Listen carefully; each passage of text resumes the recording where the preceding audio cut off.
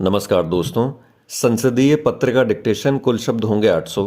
400 के बाद चेंज बोला जाएगा। एसएससी, सीआरपीएफ, केवीएस, ईपीएफओ वाले छात्र डिक्टेशन पूरी लिखेंगे। अन्य सभी छात्र इसको 400 शब्दों तक चेंज बोलने तक लिखकर ही ट्रांसक्राइब करेंगे। आपकी डिक्टेशन शुरू होगी 5 सेकंड बाद।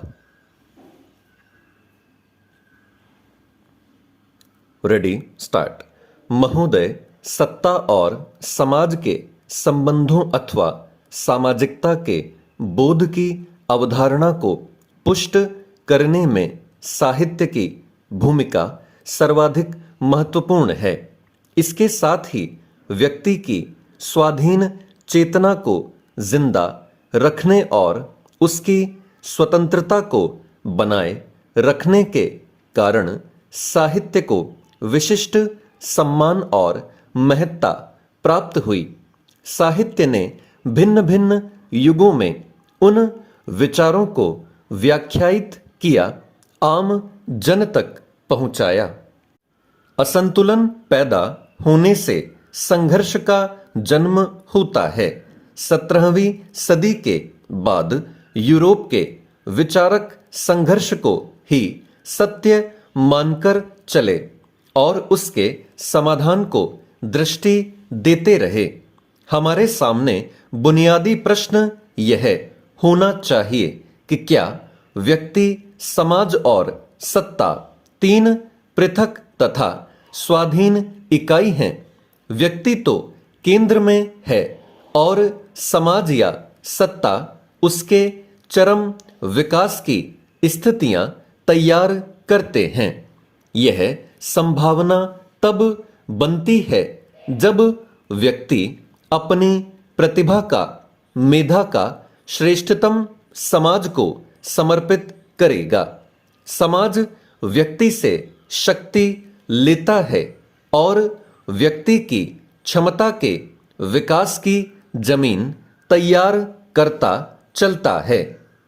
व्यक्ति भी समाज की छाया में रहकर न केवल सुरक्षित महसूस करता है बल्कि अपने सर्वांगीण विकास की संभावनाएं भी पाता है।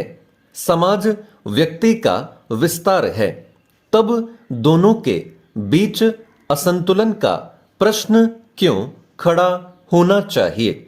दोनों मर्यादित रहें तो सत्ता मात्र एक व्यवस्था है जिसका अस्तित्व समाज की स्वीकृति पर निर्भर है। साहित्य ने समन्वय की संभावना को तलाश किया है। मैं यह मानता रहा हूं कि साहित्य परिवर्तन का सूत्र देता है, समाज उस सूत्र का मंथन करता है। यह मंथन बहुत जरूरी है।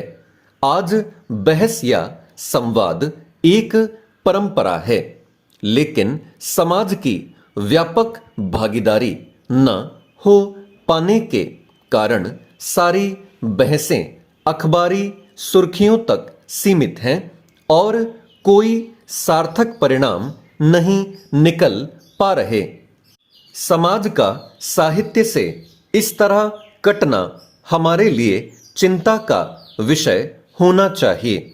जब साहित्य अपनी सांस्कृतिक धारा से कट जाता है तो यह अपेक्षा करना कि समाज उससे जुड़ा रहेगा भ्रांति से ज्यादा कुछ नहीं। अपने मौलिक आधारों पर खड़े रहकर ही मस्तिष्क के रोशनदान खुले रखे जा सकते हैं। दुनिया के दूसरे देशों ने नए विचारों को तेजी से स्वीकार अवश्य किया और अपने मौलिक ढांचे में परिवर्तन भी किए।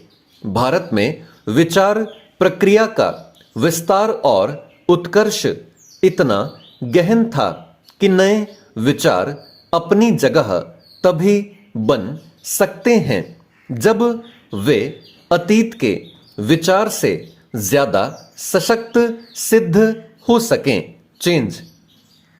महोदय, हमारे साहित्य में जो नया विचार आया वह मौलिक तो था ही नहीं। पश्चिमी विचार की सही अनुकृति भी नहीं बन पाया। साहित्य के उद्देश्य को लेकर वर्तमान भटकाव उसी विचारहीनता की परिणति है। इसके अतिरिक्त मेरी धारणा रही है कि जो लोग रचना क्रम में प्रवृत्त हैं वे विचार की प्रक्रिया को ही जिंदा नहीं रखे हैं, बल्कि सांस्कृतिक धारा को भी जीवंत बनाए हैं। यह जीवंतता बनी रहनी चाहिए, क्योंकि सामाजिक ऊर्जा को रचनात्मक दिशा मिलती है। किसी वर्ग को ही समाज मान लेने की भ्रामक धारणा का शिकार हमारा साहित्य भी हुआ है।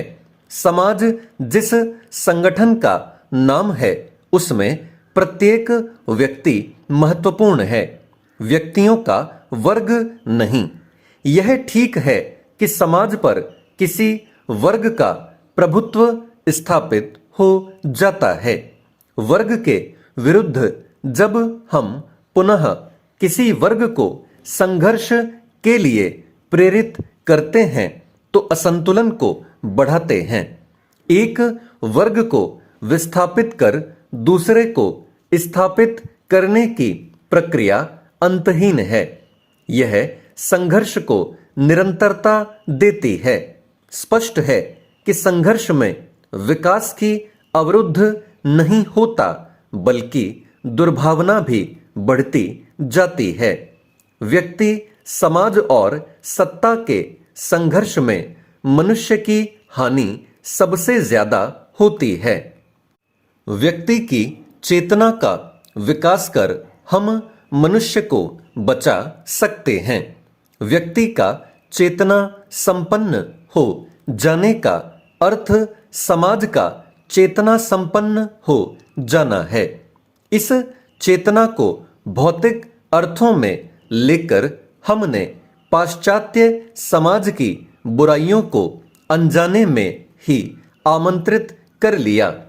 एक वर्ग के सत्ता से हट जाने या एक वर्ग के सत्ता पर अधिकार जमा लेने से ही समाज स्वस्थ और सुदृढ़ हो जाता तो सोवियत संघ का विखंडन नहीं हो पाता। बचाव में यह कहना कि कुछ भ्रष्टाचार में लिप्त और निरंकुश लोगों के सत्ता में बैठ जाने से यह स्थिति उत्पन्न हुई तार्किक दिवालियापन है।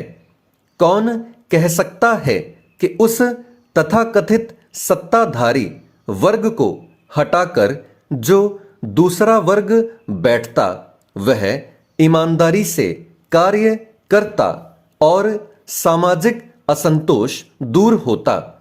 प्रश्न इस या उस वर्ग का नहीं है, मनुष्य की मूल प्रवृत्तियों के परिष्कार का है। यह परिष्कार सत्ता नहीं, समाज का प्रबुद्ध वर्ग करता है।